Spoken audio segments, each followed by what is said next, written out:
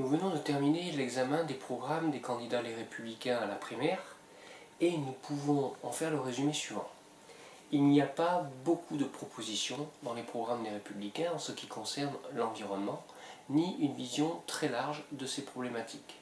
Seul Nicolas Sarkozy se distingue parmi ses confrères puisqu'il a des propositions sur des domaines qui sont au-delà du problème du réchauffement climatique, qui concernent le nucléaire, mais également, par exemple, la protection de la biodiversité ou l'exploitation des ressources dans les océans.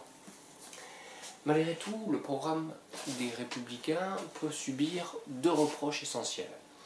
Le premier, c'est qu'il axe beaucoup sur l'économie et pour les Républicains, l'environnement et ses enjeux sont soit une contrainte pour le développement économique et l'emploi, soit une opportunité pour avoir des relais de croissance.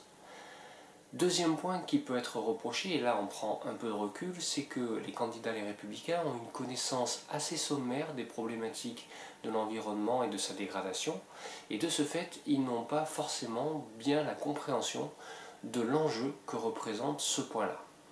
En ce sens, il y a une assez grande différence entre les programmes et les pensées républicaines de la vision et des propositions du PIC. Examinons les différences.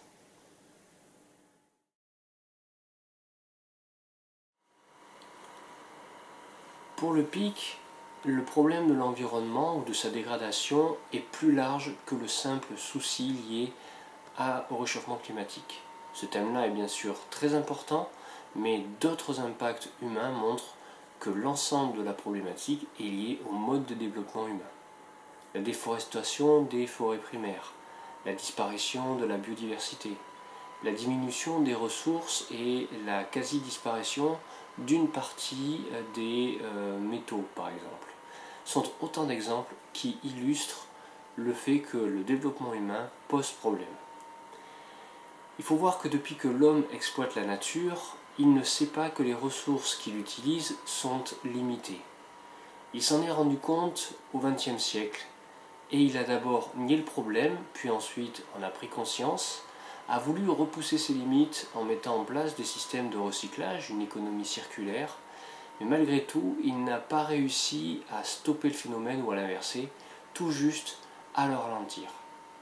À partir de là, il reste deux alternatives.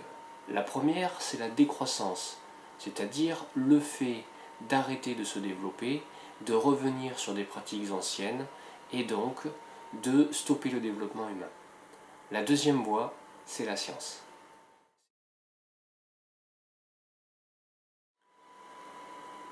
Le PIC n'est pas un parti décroissant.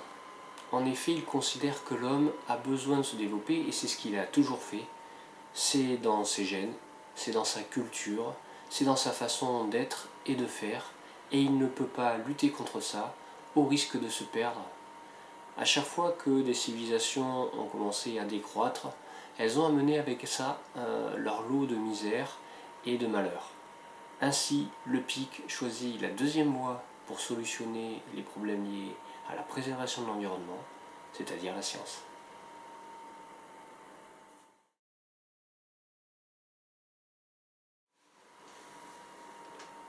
Si le PIC choisit la science pour solutionner les problèmes liés à la dégradation de l'environnement, il y a malgré tout urgence. Le développement humain a besoin d'énergie et de matières premières. La collecte des ressources a des impacts significatifs sur l'environnement, et leur utilisation dégrade les conditions de survie de la vie telle que nous la connaissons. Il y a donc deux urgences et une responsabilité qui incombent à l'homme. C'est la première urgence, le fait d'identifier et d'utiliser les énergies et les ressources inépuisables du monde pour se développer sans détruire. La seconde urgence, c'est de créer ce que le PIC appelle la filière du second principe. Et enfin, la responsabilité de l'homme est celle de protéger les autres espèces des conséquences de son développement.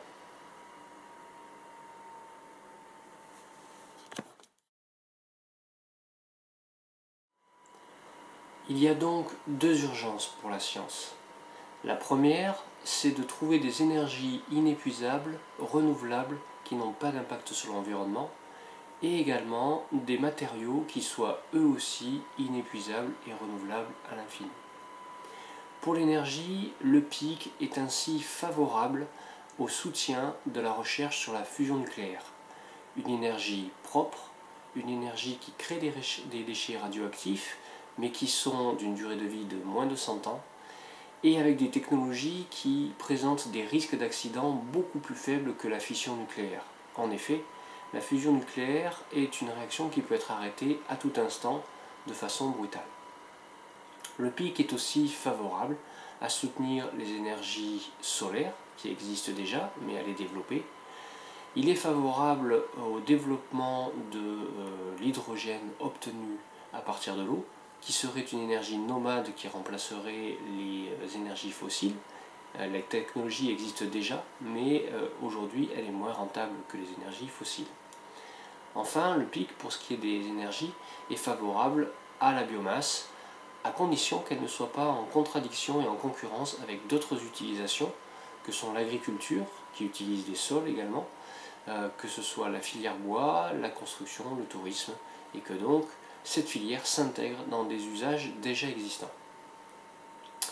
Pour ce qui est de cette première urgence aussi, l'homme a besoin pour se développer de matériaux durables et renouvelables.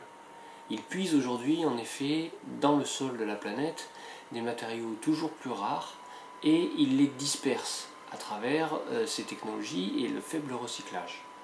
Par exemple, les batteries sont effectivement emblématiques de ce problème-là, puisque leur recyclage est faible aujourd'hui et que les métaux comme le lithium se font rares. Pour cela, le PIC est favorable dans sa deuxième urgence à ce que la science travaille sur le second principe et il souhaite développer une filière du second principe. Le second principe en physique, c'est le fait que les matériaux inéluctablement se dispersent et c'est ce qu'on appelle l'entropie.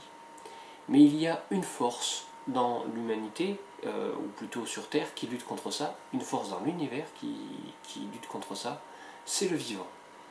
En effet, le vivant est capable de rassembler les matériaux qui ont été dispersés et nous en bénéficions aujourd'hui, puisque nous récupérons dans le sol ces matériaux rassemblés. Il existe des recherches aujourd'hui sur des bactéries ou des champignons qui sont capables de recycler les matériaux les plus rares. Le dernier en date, des champignons qui sont capables de récupérer le lithium des batteries des téléphones. Cette filière est très importante pour le PIC car elle permettrait de résoudre le problème de la raréfaction des matières premières, en plus d'avoir résolu avant ça les soucis liés à l'énergie propre.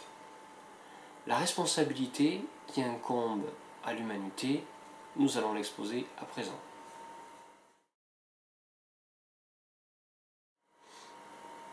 Pour le PIC, la plupart des problèmes environnementaux peuvent être résolus par la science, si tant est qu'elle fasse vite. Mais il y a un domaine sur lequel la science n'a aucun pouvoir. C'est la responsabilité du monde du vivant. C'est la disparition des espèces. Pour cela, la science ne peut rien faire. C'est une responsabilisation de chacun qui doit être faite, mais c'est également une contrainte par la loi et également par la force qui doit être fait de façon à préserver les espèces qui aujourd'hui nous filent entre les doigts. Les quelques propositions que je vais vous énumérer sont parmi celles que le PIC souhaite porter en avant. Par exemple, il veut établir une déclaration universelle pour le respect du vivant, sur la forme inspirée de la Déclaration universelle des droits de l'homme. Il veut aussi améliorer l'apprentissage de la fragilité des écosystèmes, et cela à l'école, voire plus tard. Il veut mettre en place des accords et des lois pour le prélèvement au plus juste, de façon à préserver les équilibres menacés. Il veut traiter l'urgence de la sensibilisation des populations au phénomène de disparition des espèces dans leur écosystème. Et il veut mettre en place ou renforcer la protection des parcs qui assurent la sanctuarisation des écosystèmes.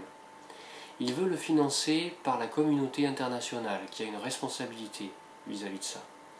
Il veut compenser financièrement la perte des richesses que cela implique pour les territoires qui font le choix de préserver leur biodiversité. En effet, le choix les oblige à perdre une partie de la souveraineté qu'ils ont sur ces territoires. Ils ont une perte des richesses du sol et ils n'ont plus la source de ces richesses pour leur développement.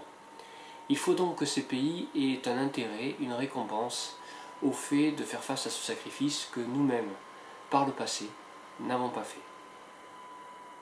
Merci.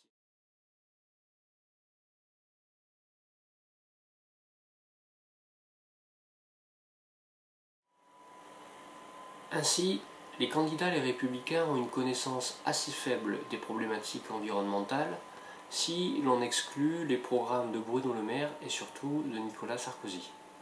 Surtout, ils allient souvent les enjeux économiques aux enjeux environnementaux, car pour eux, la protection de l'environnement est soit une contrainte économique, soit une nouvelle opportunité pour des relais de croissance.